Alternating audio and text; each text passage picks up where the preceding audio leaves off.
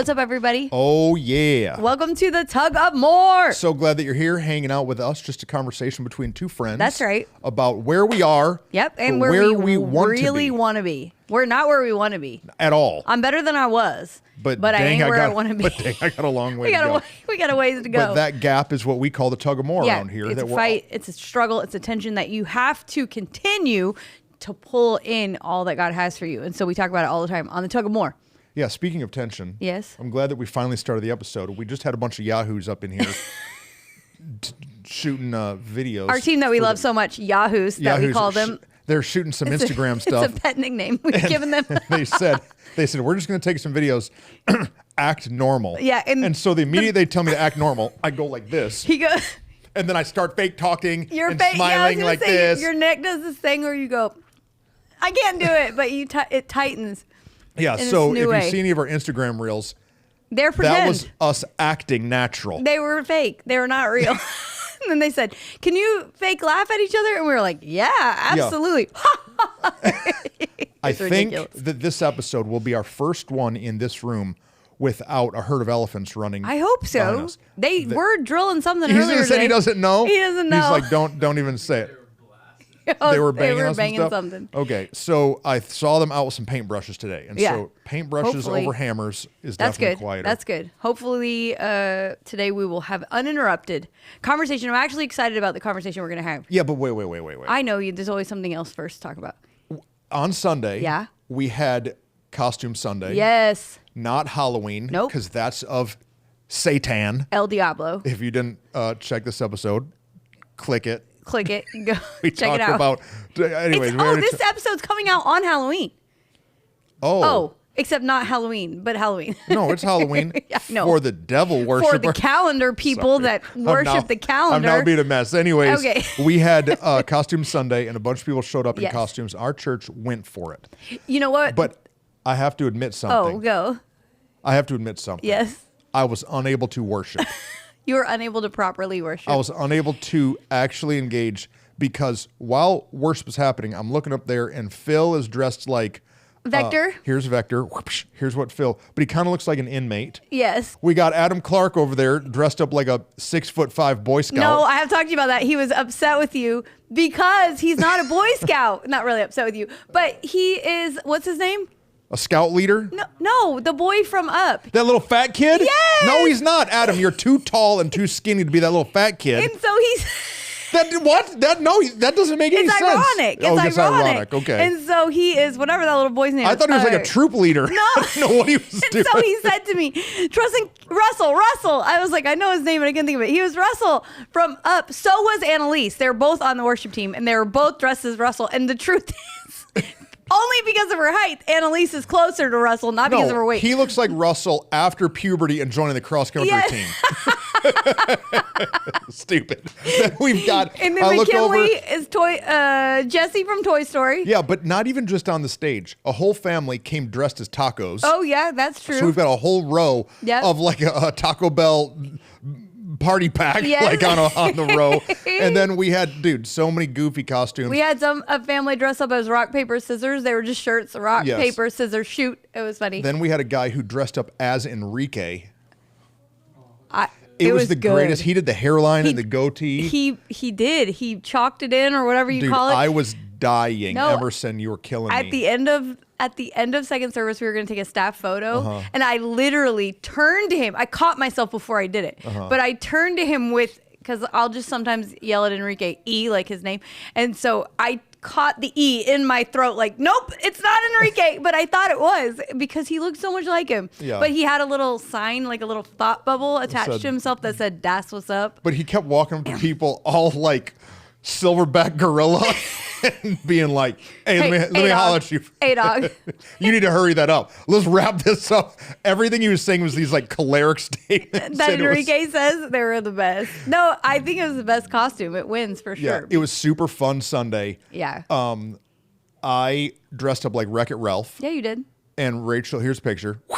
You were barefoot. And Rachel was Vanellope. Yeah, I was barefoot. Mm-hmm. So I preached the whole message barefoot. Yeah. And the top of my feet are sore today. Yep. The tops, which is weird, the tops of my feet. But it's interesting because they say that like that's actually the most better for your feet is to walk barefoot, but it's just your feet are not used to it. You realize how we put our feet in these casts. Yeah. And so you don't have mobility and dexterity. Yeah. And so I was doing a lot of 1 foot standing. My husband and I were Prince Charming and Cinderella. Here's a picture. And his wig was the best thing I ever saw in my life. Aaron looked like emo Prince Charming. He looked like Tobey Maguire on Spider-Man when he got all in his emo feelings. Yes, 100%. What happened was I ordered a wig that was like a big bouffant. Dude, he looked like a mess. And then I realized on Thursday, it hasn't even shipped. It said like, so sorry, we have been delayed, or Amazon be doing you like that. It either arrives like tomorrow or it doesn't show up. Yeah. And so then I ordered another one, but panicked because I thought, if this one was late, maybe this one will be late. So then I ordered a third one. This was my third option. It's the only one that showed up. We got home from church on Sunday. And there were all the wigs. Only one still. I still have not gotten the original. Aaron, you guys brought Rachel and I up for... a little love. Pastor appreciation love. Appreciation. I don't do good with all that, like...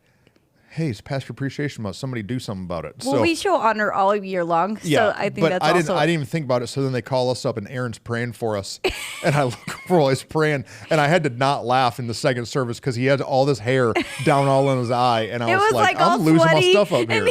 So it's best. Anyway, we had a fun time. Costume Sunday. Our people are the best. I fell down. Yeah, but I did not realize you fell down. I thought you just... I jumped off the stage, and then trying to get back up on the stage, my Wreck-It Ralph pants were too tight, and I couldn't get my leg up. And so I hit my toe, and I did a little tuck and roll. It was funny. But did I have, when I was reaching, I did a part where I was reaching, did I have wardrobe malfunction? No. My shirt didn't come up too pulled much. up, but it didn't pull up like nobody saw no skin or nothing. Yeah, I had a little wife beater thing on. No, it was good. Is that still what we call it? Do y'all still call them wife beaters? I mean, that is still the word. I don't know if it's probably politically correct anymore, but... Well, that was called like a tank top? Yeah. Who had one on at our house the other night, pumpkin carving? Mason or Tyler? No, I did not see that. Someone was wearing a wife beater? Well, under their sweatshirt. Oh. And so they got hot at one point, and I think it was Tyler. I don't remember. And they were like saying, can we call it that still? But I think we still can, right? That's what it's called. Yeah, it's just a real offensive name. Well, I know. Like the shirt guys wear while they beat their wives, I guess. I guess that's why. I don't know why. When you put it in context, you're like, let's just call it a tank top. That used to be a costume in Flint growing up on Halloween. Guys would wear a wife beater and carry around an extension cord. Really? Like that's what you would beat your wife with. Oh my gosh, that's not allowed. So they would go trick or treating. Destiny's face right now is like, oh my gosh. No. Nobody had that costume on Sunday, thankfully. No. The kids did good. Our teams did good. Did you see Chris and Vianney? They were like steampunk. They like went for it. Their costumes were ready for like Scarborough Fair steampunk. Yeah, they were looking festival. good. You're right. They were looking good. The thing about it is our church takes it so serious. They don't take Halloween serious. They take having fun in a Jesus context so serious that if you came to church not in a costume, you felt like a loser. Yeah. I guarantee you, if you showed up and you didn't wear one, who are you? If you are, tell us. How'd you feel? Because I would have felt like I didn't participate. Yeah. We were doing our rally pre-service, and I looked over, and Johnny walked in. Johnny's an usher. How old is Johnny? Over 70. There you go. That's probably the best answer. And Johnny walked in with a disco shirt on and a big black afro. And, dude, I started laughing. His little gray mustache. My in-laws were like motorcycle gang. Like, they looked intense crazy. My parents straight bailed. They didn't do it. Brenda, how do you feel when you don't participate? Don't you feel sad? I don't know what happened. I tried to talk them into it. I was like, Dad, you can... They're like, I'm not buying no costume. I was like, Dad, you can dress up like a woodworker. Yeah. Just wear like an apron and a tool belt, and you'd be Bob the Builder. But yeah. Brenda could have been a gardener. She is a gardener. That's what I'm saying, Mom and Dad. Come on, guys. You're our number one fan. I'm calling you out. Okay. Okay. We've received some questions. Yes. And so we're going to talk about a bunch of them over the next few weeks. But one today that we're going to talk about is a great conversation topic. Something that you and I have navigated, talked about a bunch, but is not something that I don't think we've ever talked about here. Yeah. What? You go. You read all the questions. Today we're going to talk about, I don't remember the way it was asked, but this is what we've decided to title it. Yeah. Everybody wants to be the leader until it's time to be the leader. Okay. Have you ever, encountered someone who wanted the title, wanted the responsibility, wanted the accolades, wanted the microphone, wanted the power, right? But then when it came time to actually do the responsibilities that are connected to the leadership role that they received, they did not want to do it. Everybody wants the promotion, but they rarely want the problems. Correct. They want to be the leader. We want the more, but then don't want the problems that come with it. I remember listening to a T.D. Jakes message years ago, and he talked about how he always met these young pastors that were like, I want your ministry. God's called me to do this. He's called me. And he was like, you might want my ministry, but you don't want my problems. You don't want the stress that I carry. And I think that that's something that we hear from a lot. Yeah. And it's not in just church context. And I think that's why it's so important to talk about here in this collective conversation with the tug team, is because in your life, if you are tugging into more, chances are good you are a leader. Yeah. Which means chances are good you've received some tension and struggle in the people around you in your life because they want maybe the role or the job that you have. But people don't realize that there is a giant weight associated with the next level. The next level. Yeah, we say that phrase, new level, new devils. Yeah. But it's not just new devils. It's new responsibility. It's new weight. It's new tasks that suck. Yeah. And so let's talk about it today. I don't know how we roll it out, but let's talk about what that looks like. I think that this idea is applicable for all different levels of leadership. Absolutely. So from high school kids that want to step into a next level leadership, or lead executives that want their business to grow $1 million in budget. Yeah. That wherever you are, we all want to step up to the next level. Yeah. What we have to just be aware of is that there's a price to pay with that increase. Yeah.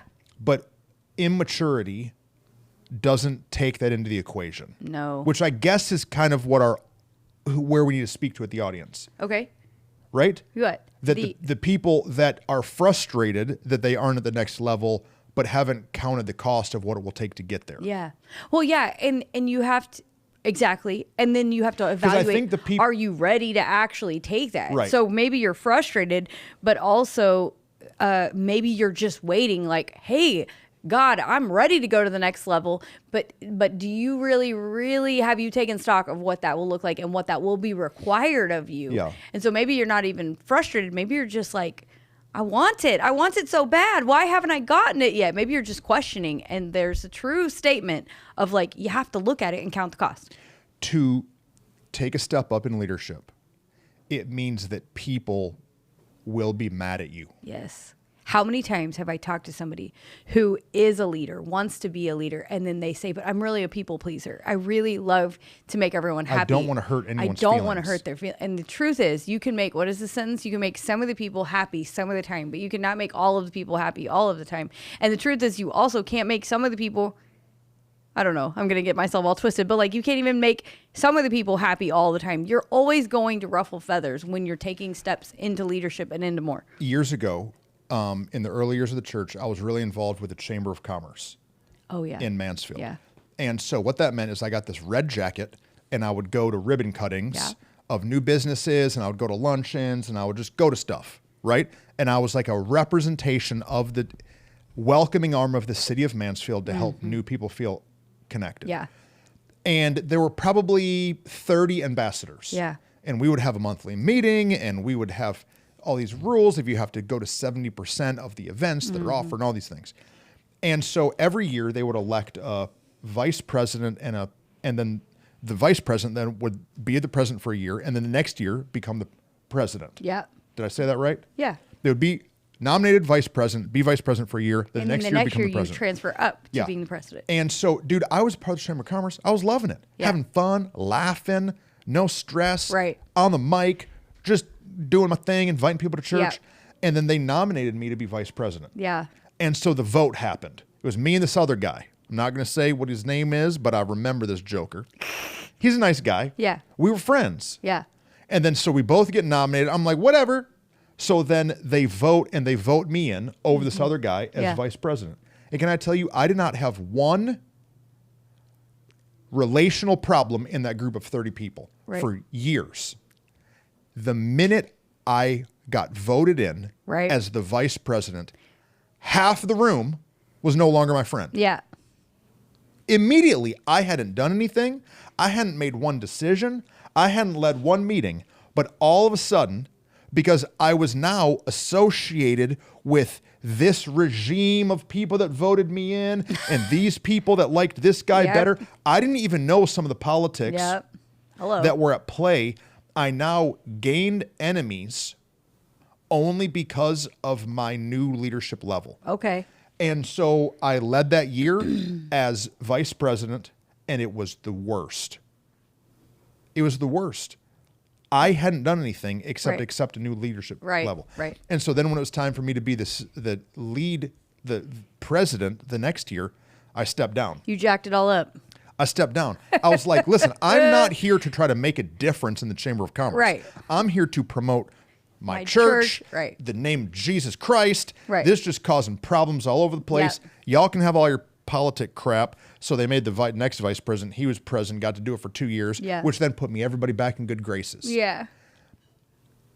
The reason that I now all of a sudden had this tension is because now I had to start making decisions. Yeah. And when you have to make decisions that are not always contrary, that are contrary to what some people want, Right. you're going to gain some enemies is the wrong word. Yeah. You're going to gain some You're going to opposition. Yeah, you're going to have some opposition. You know, in our staff team, it's as simple as this. Like in our staff team, every Tuesday we have our staff meeting, then we go to lunch, right? And when we decide where we're going to lunch, like whoever makes that final decision about where we're going to lunch, there are people in the room that are going to get mad at us because it's not the place they wanted to go to lunch. It's as small as little decisions like that, all the way as big as leading an entire like Chamber of Commerce organization of being the vice president and the president and all the things. And so the truth of the matter is, if you're leading something, don't be surprised if you face opposition. Yeah. If you have to make a decision in any type of leadership role, which a good leader is constantly making decisions, you're going to face opposition. You can't be surprised by it. You have to be aware of it. And then you can't let it make you get like all worked up and offended, because the truth is, I think for you and I, the type of leaders that we are, there's been seasons where as we're making decisions, we feel upset or sad that we've made up other people mad, or that we've hurt their feelings. And what we had to learn was, oh, that's not actually a bad leader. We've questioned, are we bad leaders? Yeah. But the truth is, oh, I'm not a bad leader. I'm a leader. Being a leader means I'm going to tick somebody off. Yeah. I'm going to do something hard. We think that the next level is only the promotion. Right.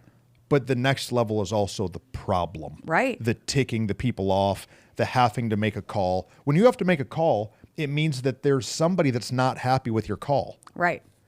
For two reasons. One, because they want what they want and they can only see the perspective that they can see. But two, the truth of the matter is, at the leadership level that you're at, you're the one, you and the leaders above you are the only ones who have all the information. Yeah. People under you don't have all the information. And Yeah. so they want what they want, but they might not realize how that affects everything else. And so if you are being led, you have to learn to have grace for the people leading you. Yeah.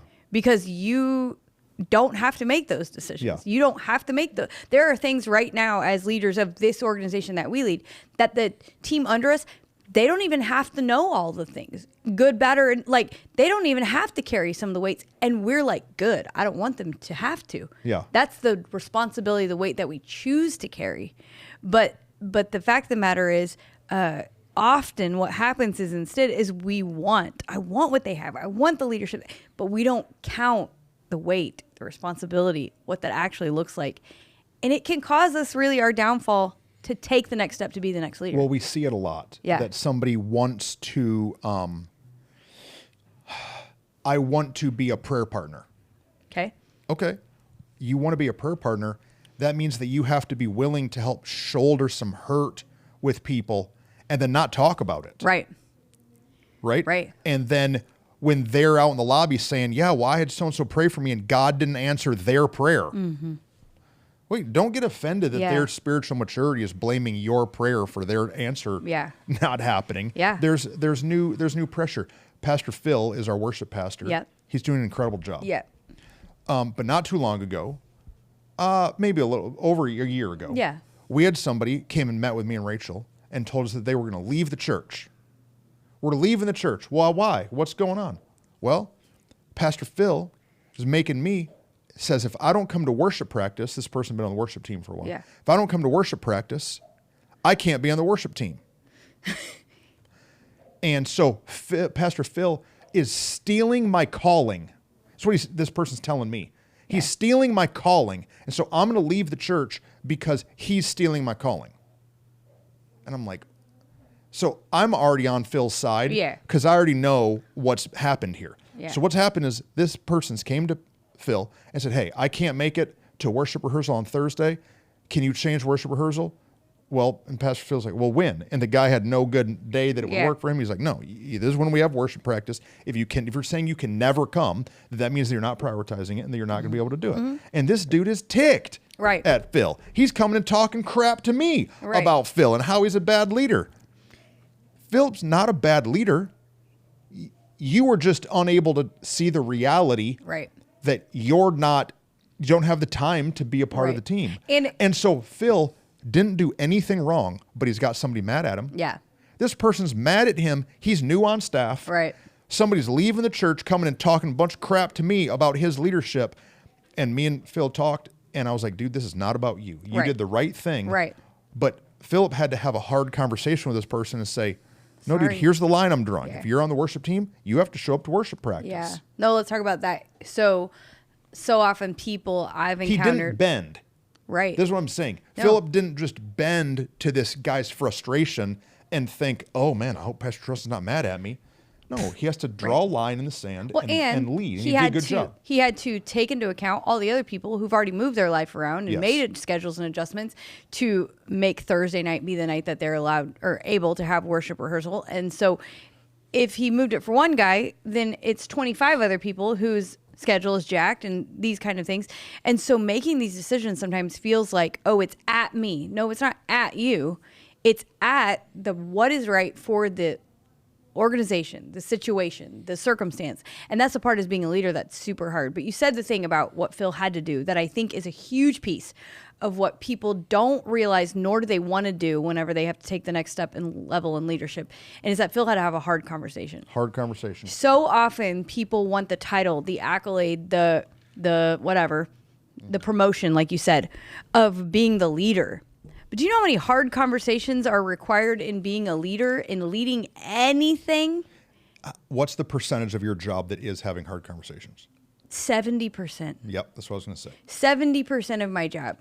10% is like talking cute on a microphone or in a podcast or like somewhere saying something cute and quippy and smart and people are like, oh, that looks so fun. I want to be Pastor Whitney because she gets to be on a podcast. Leader's job is to say words people don't want to hear. Yeah. That's what you drive your car, you have to turn the steering wheel. That creates tension in the whole system. Right. Your tires are scrubbing against the ground, losing tread. Right. It's hard. Right. That's what leading is. Yeah, and it's like the amount of times behind a closed door or sometimes not behind a closed door, sometimes in a big collective room where hard words are had to be said is the part that the more we progress as leaders, we have to get more comfortable with. Mm-hmm. I've counseled with or coached or whatever the right word is, many people taking next steps into leadership. And I said it a minute ago, the whole idea of, well, I don't want to hurt people's feelings or I'm a people pleaser. What we have to recognize is hard words are a part of leading, period, end of discussion, because somebody has to draw the line in the sand. Yeah. Somebody has to say the buck stops here. Somebody has to make the decision about where we go to lunch, or otherwise we'll be standing in the staff room for an hour talking about the ethereal ideas of where we could eat and we'll never actually eat and then we'll starve to death. And so somebody has to draw the line. Somebody has to draw the line. But somebody has to set the standard. Go ahead. Somebody has to draw the line and then stand at the line and say, no. This is the line. Not allowed to cross. Right. And that is really hard. And the higher up you go in leadership, the more you have to be willing to do just that. Have you ever had a leader that was at a higher level of leadership but was unwilling to say hard words? Oh, yeah. And how difficult did that make being a part of that organization? What so often can happen is I think we get a leader over us that says hard words or says all the words, and we feel disrespected. I can't believe they would say that to me. But our immaturity doesn't look at the other side and go, well, what would happen though if they didn't? What would happen if we were being led by someone who just let willy-nilly all the things go? And has that ever happened to you? Yeah. I had a weird maybe experience for me that I had a leader who wouldn't say hard words, who wouldn't bring conflict, but knew my natural personality and turned me into their hatchet man. And so at a young age, I was the line drawer, hard word sayer in the organization just because of maybe my personality. And I think I got manipulated into fighting battles and drawing lines that they should have, but were too afraid to. Yeah. And so I think that hurt my influence for sure. a season and made people think that I was just a bulldozer. Yeah. When I wasn't. Just the person who was supposed to be the line drawer wouldn't be. And so I had to be a bulldozer to do things. Yeah. And then it hurt you. I don't know if I answered your question. No, I mean, backwards. You answered it in a different way. Yeah. Because what is true is that you should have been coached, protected, developed into a person who said the words when they needed to be said, but then had them said for you when it wasn't time for you. And so what you're talking about is a gift that a lot of people never even... I was forced to mature in that area. It's a thing that people don't realize, a gift of leaders over them who do say all the words, do all the things. If you're in a conversation being corrected, that's the thing about you and I's dynamic that I've super appreciated in communication, in leadership, in different areas, is that because we've sat together and you've been able to say, hey, Whit, you actually said it like this, and that wasn't probably as helpful if you would have said it more like that. Or, hey, I noticed that you continue to say this sentence, and I think it's because you don't realize, how that's coming across. Correction's a great word. If you weren't able to do that for me, I couldn't have developed into the leader that I was. And so often people sit in seats and get frustrated at the person above them who's correcting them, who's giving them wisdom, who's giving them a decision, a line in the sand, without looking at it as a gift. Yeah. The reason that you are now able to give it so carefully and clearly is because you had a deficit of it in leadership. Someone didn't give it to you well. And then for me, I think God's given me the perspective to want to receive that so that I can do better. And so that dynamic that we've had, and you're super good at it, the opposite direction, receiving it as well. You're also really good at that. That then we've been able to go, oh, because I identify people both above and below us who are unwilling to give it and receive it. And it causes so much confusion. Yeah. Yeah. It's a hard thing to do, to bring correction. Yeah. To somebody, or to say, no, this is not how we do it here. Yeah. It's hard, and it's easier in the moment to just let the thing slide. Right. But if you sweep dirt under the rug, it eventually turns into a big pile. A big pile. I was a youth pastor at a church before here, and I remember my office was next door to one of the kids, to the kids pastor. And every Monday I would go into the office and I would hear her on the phone, and she would call all of the kids workers that were scheduled that Sunday. Yeah. And she would call them and say one of two things. Hey, thank you so much for being here. You did a great job. I think that your portion of service was great. I loved what you did. So good. She would encourage them. Or she would call them, or she would call the people that no-showed. Hey, so-and-so, Pastor, I'm not going to say her name here. Hey, we had you on the schedule to serve in the first service, but man, you weren't there. Is everything okay? Is anything in life going on that we need to know about? And then, I don't know what the person would say, I couldn't hear. And then she would cap them and say, well, because you weren't there, it really made it hard on, and then she named all the other people that were there volunteering. Yeah. So, you weren't there, and so that means they couldn't be on the stage, and we had a kid pee his pants, and she would talk through the details and say, so, we have you scheduled to be on this date in 3 weeks or whatever. Are you good? Can I count on you to be there? Yeah. And she would say, okay, great. Thank you so much. Yeah. Hey, I know that was a hard conversation. Love you very much. I want you to feel a part of what's going on here. Yeah. Thanks, see you, bye. And she would have hung up. And I was so impressed Yeah. that every Monday, this lady called every volunteer, told them thank you, and if they no-showed, confronted. Yeah. Are you on the team or not? Right. I can take you off the team, Yeah. but you need to know that your no-show hurt everybody else. Yeah. No, she did it with kindness and with clarity. Yeah. And that's a leader. that's what a leader A has to do. person on a microphone doesn't mean you're a leader. No. Anybody can put a mic in their hand and do a song and dance for 30 seconds. Right. But being able to give correction with kindness and clarity is a huge, huge piece of being a leader, period, end of discussion. And so, like, if you're not comfortable with that, you have to get comfortable with it if you want to lead anything. Yeah. If you want to lead small, if you want to lead big. And I think so often both of those are lacking in people. We think that we are speaking with kindness when we're not, when we're speaking with aggressiveness. And we think we're giving clarity when we're not, when we're actually being vague and whatever. Because it's hard to say the hard words. It's hard to say, hey, this is the goal I gave you. You did not meet it. That's what she essentially is saying. Yeah. Here's the goal. Here's what the goal is, that your schedules show up at this time for this service, whatever. You didn't meet it. And because you didn't meet it, here's what happened because of that. I need you to understand that this is a big deal. So do you want to do that or not again? And it sucks to have to say the like sentence that you know is the like, I mean, because that sentence of like, You didn't show up. So because you didn't do it, now there was some bad results. Can I count on you to do it again or not? Yeah. Is a difficult thing to say. But if you don't, what happens is there's chaos abounding. And so there's like two sides of it. As the leader, we have to learn to say it. We have to be comfortable, willing to know, if I stepped into this role, I've now arrived to the leadership, the place, the platform, the position, whatever that I was hoping for. Oh, shoot, now I better get comfortable with speaking kindness and clarity to the people around me. Because, Yeah. I'm not kidding. 70% is a real number. The more I'm sitting here, I'm like, absolutely. Of leading, that is a necessary part. And then if you are receiving this, it depends. Are you the Clarity, leader correction. or are you the one receiving clarity and correction?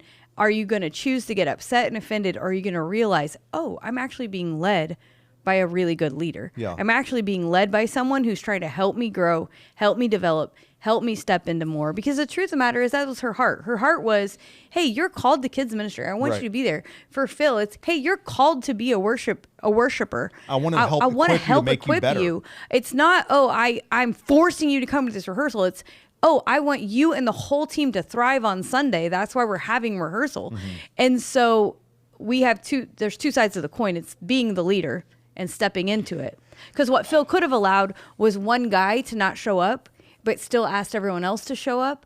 And then this one guy is bringing the whole team down. Well, then there's culture drift. The whole thing stops making sense. And it can feel like, oh, it's just one person. It's just one circumstance. It's just one instrument. It's just one, but it takes the whole ship off course. Yeah. And it's a big deal. It's such an important conversation for people to think about when they want to go to the next level. Right. But don't realize that there's a cost. There There's is a huge cost associated. I think that a lot of the questions that we've got are like in a church context, and people talk about the mic. Oh, yeah, yeah. The mic. People want to be on the mic. People want to be platformed. And to be platformed is a next level. Yeah. Right? You're literally standing on a platform. Yeah. So that's literally another level. A whole But nother level. There's a cost. Or leading a class, or leading a area, a meeting, an area. Like, there are so many conversations of like, whether there's an actual handheld microphone in your hand, Yeah. you're the one, standing at attention. Everyone's looking at you. Yeah. that person. But there's a cost associated with that. Absolutely. And if you aren't ready for the cost, then you shouldn't be allowed to be on the mic. So I want to go two different thoughts. Okay, go. One, I had a guy in the church who he came to me multiple times about how he wanted to lead a marriage ministry. It's literally one of the things I was thinking of. Well, that's why I said not necessarily on a mic, because I'm thinking of exactly that conversation. And they're not ready. No, right. They're not ready. Their marriage isn't ready. There's a lot of things in their life that they're just not mature-wise, ready to do that. And they're so upset, have been upset that we won't just give them a class. Yeah. And I'm like, bro, you don't know what this is going to do to your marriage. Right. You think that you and your wife are ready to step into leading these conversations, but I know from watching that you're not ready. Yeah. And it's going to bring hurt and pain on you. Yeah.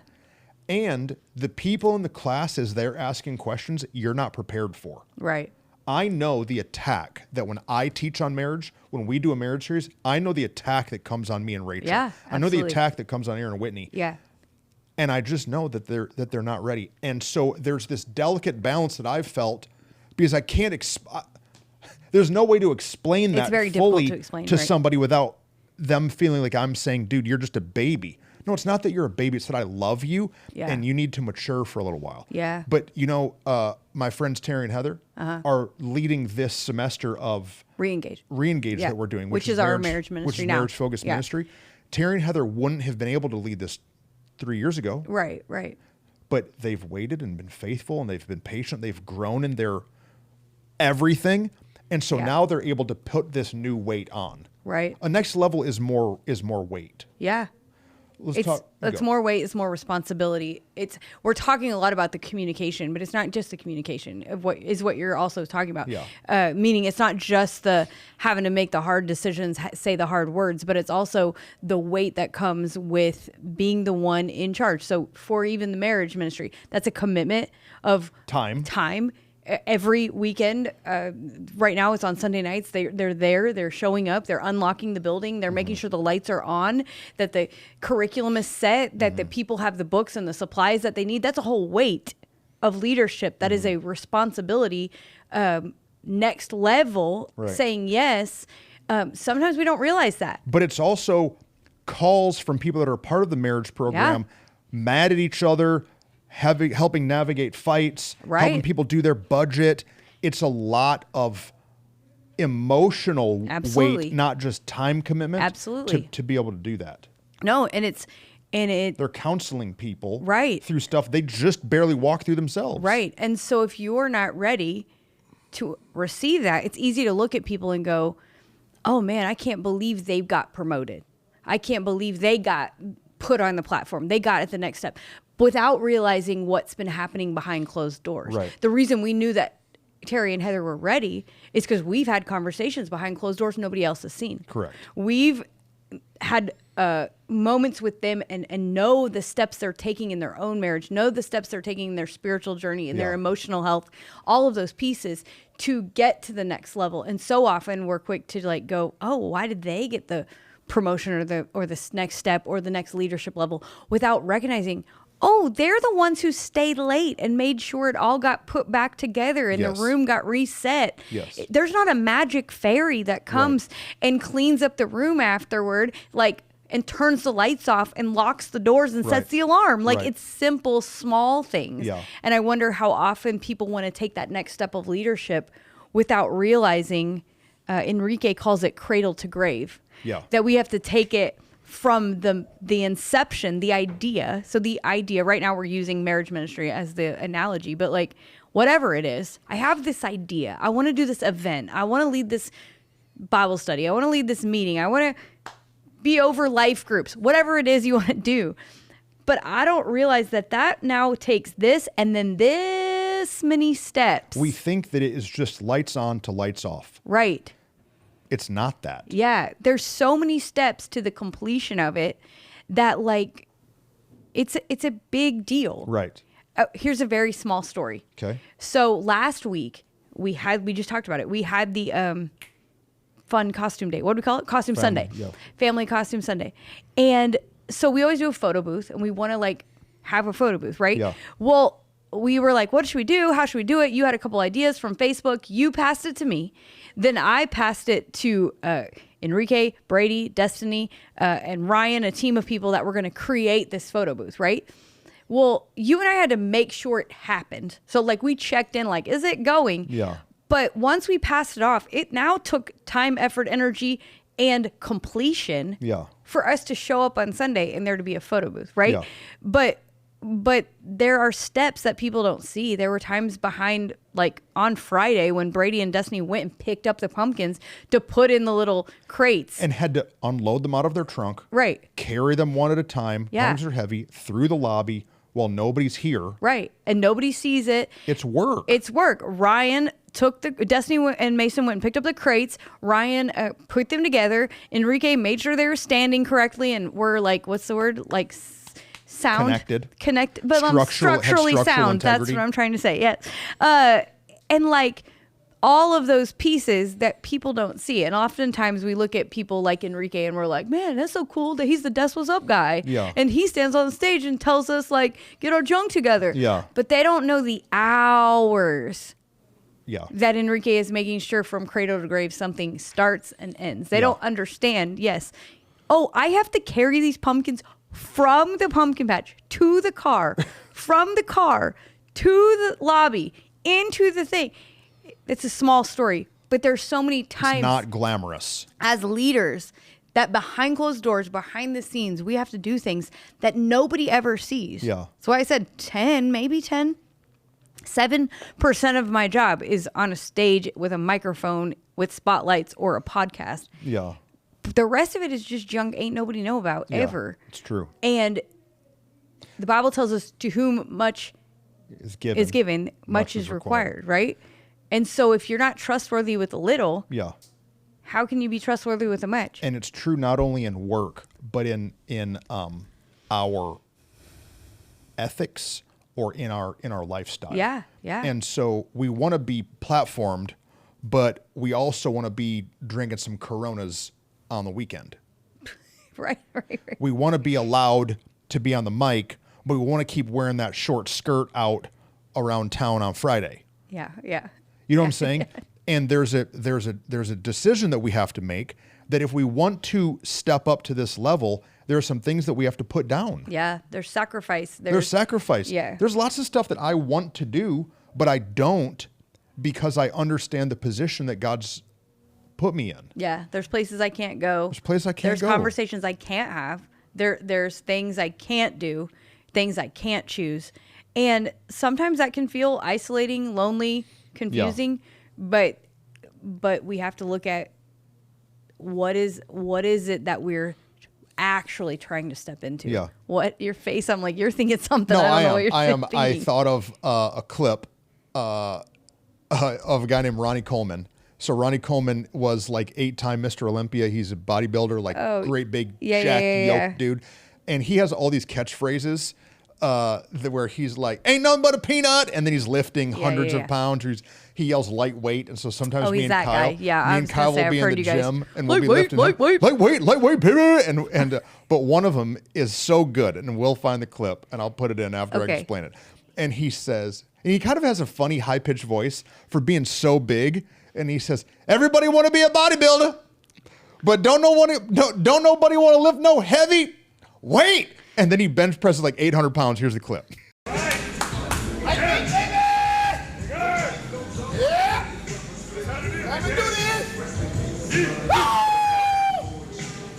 want to be a bodybuilder. Right. Don't nobody want to lift this heavy weight. Go! I do it though. Yeah!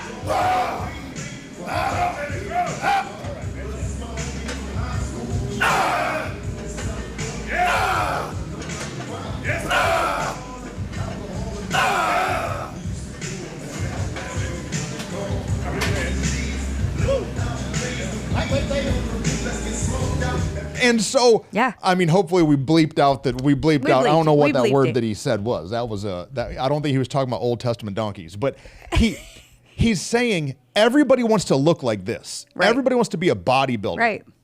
But nobody wants to get under 800 pounds and squat pick that junk up in a gym with nobody around. Yeah. And everybody wants to be a leader, but nobody wants to do the work to lead. To work in the pressure. There's one other thing. Okay. So we've talked about a bunch of great stuff, but the other piece is that the failure's on you. Like, if you step into that next level of being a leader, you have to accept that if it falls apart, it's on you. At More Church, if the kids ministry fails, It's my fault. Yeah. If the money fails, it's on me. Yeah. If the women's ministry that I never go to does something weird, it's on, the buck stops with me as the leader. We used to joke to each other, like back years ago, we used to say like, there's no one else coming. There's no other adults that are going to do this. Who let us do this? Like, who decided we could be in charge? Like, Yeah. But it was like a joke, but also a like, oh shoot, there's some real weight here. Yeah. That like what you're saying, that at the end of the day, like we're responsible for making sure that this thing goes. And there's so much to it that it's easy to look at and go, well, cool, they may trust in the pastor of that church, without looking at, oh no, there are daily, constant decisions being made that are the weight that would crush. What you're saying is, Yeah. nobody wants to pick up that weight. The only reason that guy ever got to 800 pounds is because he first picked up 300 pounds. Right. And if you're not, you be wanting 800-pound weight, but you ain't willing to pick up 100. Don't be mad at somebody who's leading when Golly. they've been picking up 300-pound weight for 3 years, Yeah. and you are unwilling to even show up one time to pick up 100-pound weight. I've moved a lot of chairs. Yeah. I've moved a lot of chairs. Yeah. And so before I ever got to stand on a stage before a lot of chairs, I had to pick up a bunch. Yeah. That's what you're saying. Yeah. And we want the 800-pound Mr. Olympia title. Right. But dude, squat 135. Yeah. Just in the corner for 100 reps. Just do it. There's the anomalies of people out there who suddenly seem like they just got plopped into some position out of nowhere. Mm-hmm. But what's true is we don't actually know. We talk about it like Instagram's just the highlight reel. You don't actually know what they did, where they've been, what's been happening behind closed doors.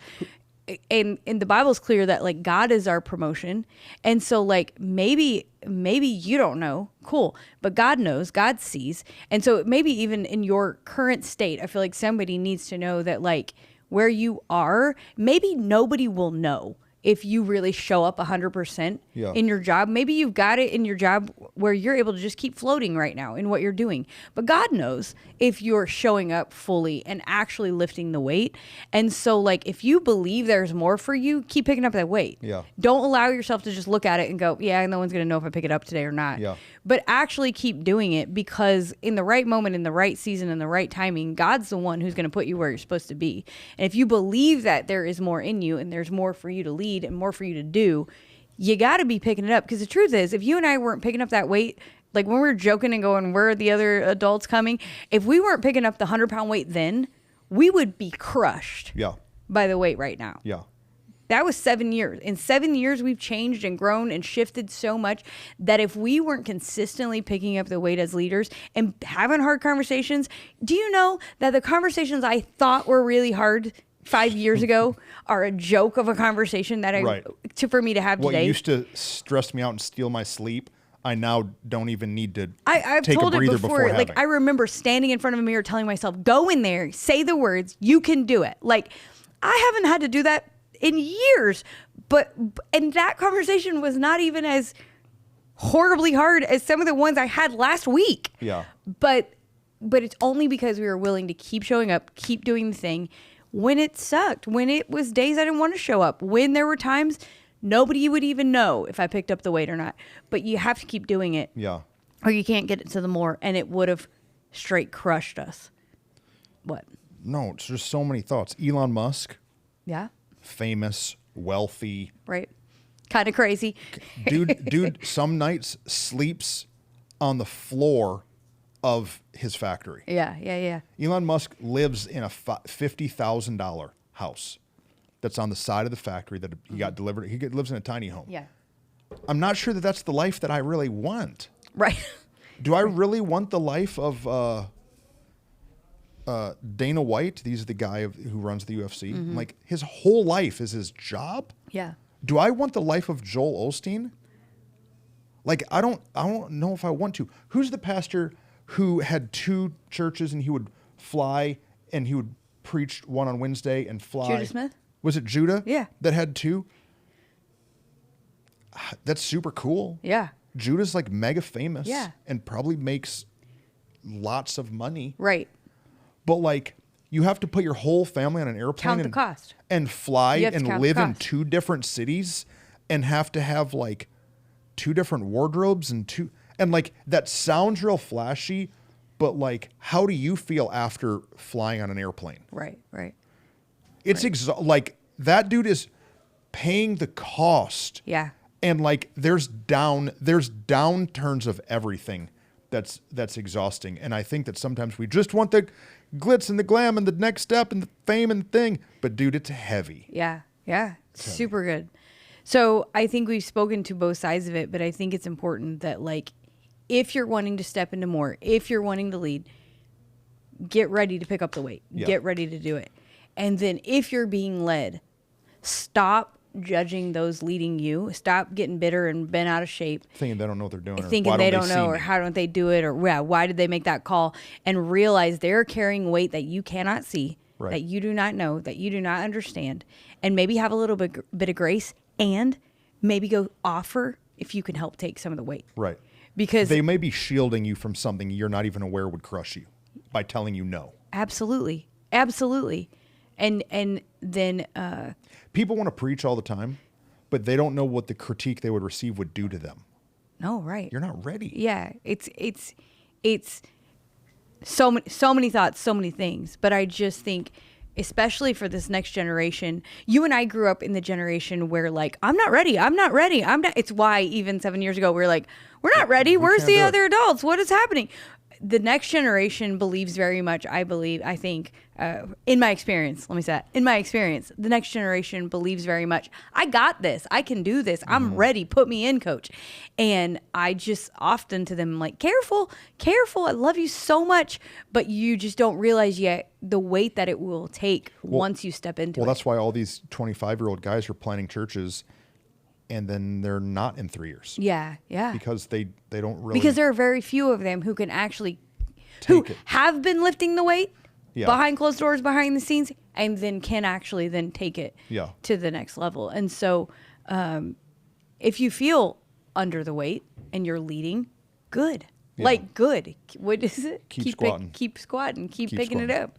Guys, So that was a good one. That was good. Hey, that's just a question from some people on the tug team. That's right. If you've got questions, or if you ever hear us say something you disagree, yeah, that's fine. Let us know. We take your critique. We'll either take it or not care at all.